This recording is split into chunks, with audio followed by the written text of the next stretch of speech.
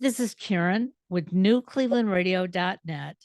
And today we have a very special guest. Um, I'm going to throw out the name of the band and see how many people will scratch their heads or say, yes, I remember, because the band that I'm talking about is the Yardbirds. And I grew up listening to their music. And this morning I woke my husband up by playing music from the 1960s. Um, so today I have on Jim McCarty. And Jim, are you part of the original Yardbirds? Oh yes, yes, yes. I was in one of the five originals. Yeah. So how did the Yardbirds get started? I mean, the 60s, we have some great groups that formed. Not only were they popular in Europe and in England, but we embraced them so widely here in the United States. And, the Yardbirds is one of those groups. So, um, how did it all get started? Well, we were all friends in southwest London, in the suburbs, and we all used to frequent local pubs in Kingston and Surrey. Um, some of the guys knew each other. They worked Kingston Art School where they studied art. And me and Paul Samuel Smith, the bass player, we were at a grammar school, so we were cleverer than they were. we we were in a different sort of stream. Um, but Paul and myself, we were friends from a very early age, and we used to play in the school band and things like that. And we used to play early American rock and roll, like Buddy Holly and the Crickets and all that stuff. And then we got back together a bit later, a few years later, after I'd started work. I was working in the stock exchange at the time. And we met Keith Relf, the singer, and Chris Dreyer, the guitar player, and the original guitarist was a guy called Topham, and they were all at the art school, and we used to love this sort of, we called it R&B music that was coming into England. Howlin' Wolf and B.B. King, Slim Harpo, Bo Diddley, and all this stuff. It all seemed to come in one go, and became it was like an underground music, and we thought this is exciting. And there were a few bands playing it, but not many. Only the Rolling Stones, they were one of the first bands to play it, and of course the Beatles sort of dabbled with Chuck Berry, sometimes. But we loved all the real blues, Howlin' Wolf type things, and all the stuff with the harmonica. That's what. And we decided we loved the music and we wanted to just play that music. I love it. So you're mentioning other bands that have continued on, maybe as individuals, or they've reorganized themselves. But the Beatles, I watched the series on the Beatles, and as I was watching it, I realized how much I didn't know when I was growing up about them. And this morning when I was playing some of your music, it's like, well, I know that, but I didn't know the name of it. Okay. It's like, Yeah. Yeah. I know that belongs to the Yardbirds, but what's the name? And my husband was teasing me because he'll remember the name of the song, maybe not who put it all together. So Yeah. we're a good team that way. I'll say I know it, and he'll give me the name of it, and I say, "Oh, okay, now we're set." Yes, I know what you mean. So, since the '60s, has this band ever disbanded, or have you been constantly working together and growing the craft? We disbanded actually in the 60s, 1968. And it took a long time for us to come back together again. And we didn't reform again until about 97, because it seemed the right thing to do. And, we were still dabbling with that sort of music. And lots of people said, oh, why don't you get the Yardbirds back together again and all that. So it was Chris Dreyer from the originals and myself that reformed the band. And that was a bit, a couple of years after we got inducted into the Hall of Fame. So we thought we must have been quite good. So when you were inducted, where were the induction ceremonies that year? It was done in New York, in the Waldorf Astoria. I think it was 92, and it was before the Cleveland building was built, I think. Right, But exactly. We've since been to the Cleveland one. Well, yeah, we went and played some songs and did a Q&A, and it was good. It was great. Well, I'll tell you, going to the Rock Hall, I feel like a little kid in a candy store because it brings back so many great memories. But then again, I also learn a lot more than I thought I knew it at the time. So, what is your role in the band? Has it stayed the same since the beginning and when you reformatted? Yeah, I was always the drummer. Yeah, I was always the drummer, and but I contributed to the songwriting. Some of the originals are, we did as a team, and I was always quite good at that as well. And also singing the background voice. You'll recognize my voice on For Your Love, for instance, in the background. I love that. So, growing up before the Yardbirds were established in the 60s, was it your dream or passion to play in a band and tour the world? Well, I don't know about that. We never knew how it was going to turn out. I started playing the drums when I played the sort of snare drum in the Boys Brigade, which was like a military organization, and played with the bugle band sort of thing. And then I developed a love for rock and roll, as I said, rock and roll drumming. And then I got a bigger and bigger kit, and but we were just playing for the fun. We didn't have any ideas about becoming stars or anything like that. We just loved to play, and then it all sort of evolved. Well, and there's so many young people out there today that are dabbling in music because computer programs have given them, a way to hone their art. Sadly, there are some people out there who are honing their art, but they don't really have the talent. But you know what? That's up to each of us to decide what's important. And I think that's exciting in today's world that, maybe only your friends are listening to it. But if it's something that you want to do, absolutely, you should get out there and try it out. So when you got back together in the 90s, that's 30 years after, you quit the original band. What was it like getting out there in front of the public?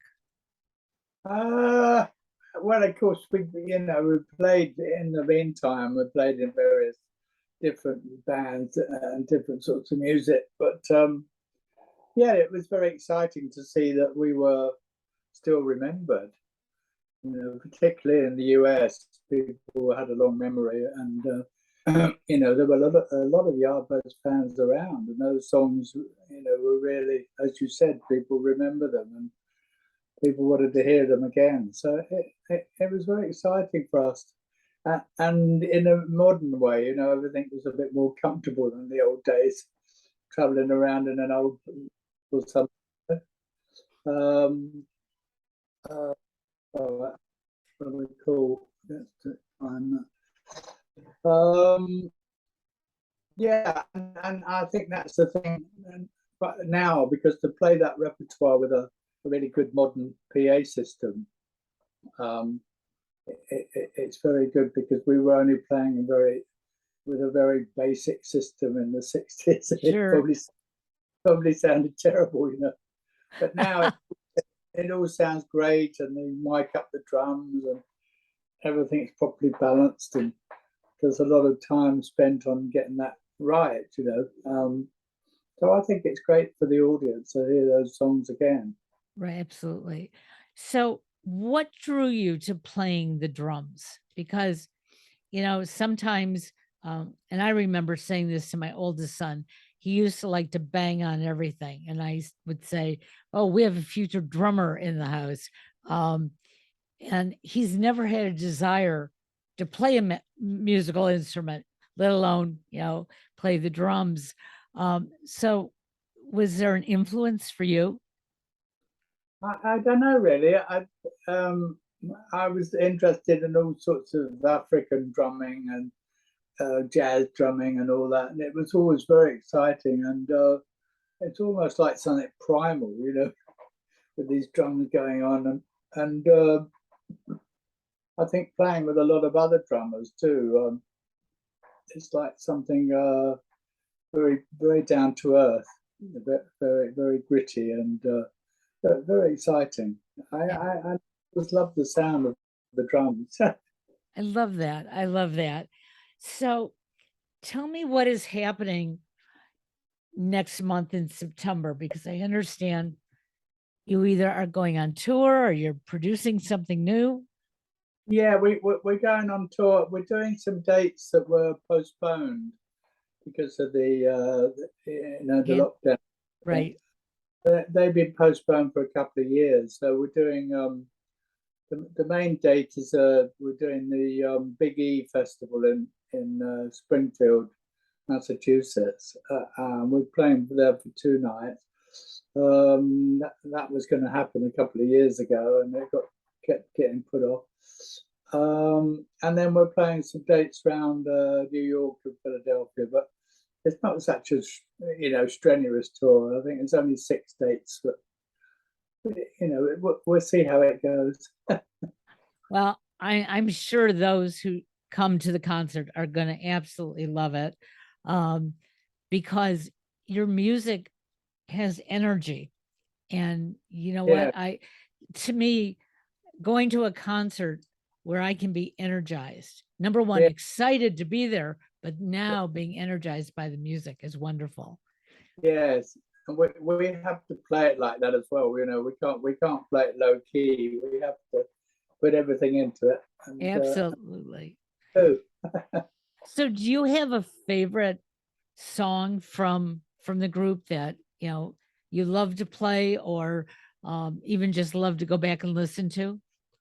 well, I always was very proud of the song "Shapes of Things," uh, recorded in 1966, and we recorded it in America. We were in Chess Studios in Chicago, which was a famous blues studio. We recorded it there. We got a great sound. The engineer really knew what he was doing, you know, because he could do rock and roll stuff really well. And we sort of all co-wrote the song, so we all get a part of the song. And but I'm very proud of it that we produced that together. Absolutely. So you're in France right now. You're going to be coming back to the States for this tour. Um, and you've mentioned the pandemic, because the pandemic really, put a halt on all of our lives. Yeah, And there are still individuals who are still skeptical about getting out. Although, I made the decision just about a year ago, maybe a little longer than that, when I said, you know what? I can't live the rest of my life in my house. I can't, and I don't want to. I've got a lot of living to do. So for those fans and people who want to have the entertainment, I think you're providing a great, Right. you know, Yes. it's exciting to me. I just learned of somebody else locally. Um, they were going to be the lead-in on a concert here in Cleveland, and the second performer does not believe in being vaccinated or anything. And uh, the opening group said, we're not gonna be there. They said, because we want to stay healthy so we can go on tour and Yeah. provide our music. Have you run into anything like that while you've been prepping to get back on stage? Uh, I mean, I just went along with it, you know. Really, what else could you do? But I did other things though, like I wrote a book, uh, and I did various courses on Zoom and all that. So I made the most of it. Um, but you know, of course, I haven't played very much, but I had a little band here which we started up, so I've got a bit of practice in. So I've kept my finger in really. I love that. I love that. So, what made you move to France? Well, my wife and I, we moved about uh, 20 years ago, and we just thought, oh, well, somebody said, oh, you really love it down in Provence. It's a sort of life you'd really like. So we came down here. I was doing a gig at Nice actually, and we at the same time we had a look round, and we just said, oh, this is lovely. You know, let's live here. So we didn't have any ties in England, so we settled down in France. We were very happy. Well, you sound like you're happy there. And, that is terrific. That's something else that I share with our listeners is that, you know, life is short. Okay. Yeah, You might live to 100 years old, but if you don't start really living your years, um, yeah, that 100's going to, come up on you. And then you're going to be sitting there or lying there saying, why didn't I do certain things? Um, and that's why I love doing these podcasts with individuals like yourself, because in the 60s, when I was listening to your music, never thought I'd ever meet you other than looking at you out on the stage. Um, and yet, the world is so small that we can make just enough changes to meet up with the people that we admire and just get to learn more about them. yeah. It's an amazing thing, the Zoom and the podcast and all that, isn't it? Amazing technology. Uh, Absolutely. So I see some paintings behind you. Is that your artwork? uh, no, there's some photos taken by my wife actually, and they got blown up. Got it. Um, I actually lost mine a couple of years ago, unfortunately. So this was her room where she did I love it. all her official things. So I'm up here, but So, yeah, these were because she loved nature. She loved to photograph nature. how wonderful. Uh, so obviously, artistic talent runs in the family. Um, so, Yes, and it doesn't have to be the same artistry. We all can have that little oh edge yeah, on something. yeah, exactly. So again, tell us how our listeners can find you or the Yardbirds. Well, they can get me on the my website, jimmccarty.co.uk, or I think it's jamesmccarty.com as well. Okay. Yardbirds.com. And there's a Facebook page, you know, Yardbirds Facebook page and Jim McCarty Facebook. So everything's out there. Okay. And we'll make sure for our listeners, we put it in the show notes so there's no question. They can go back and read and say, oh, if I click here, I'm going to get some more information. And all I can Yeah. do is say thank you for joining us today. I Okay. wish I was, well, actually, I may be on the East Coast when you're touring. My son, Okay. yeah, my son is looking. Um, he's being interviewed for numerous jobs, and one happens to be in Massachusetts. So I will try to get his schedule to meet your schedule.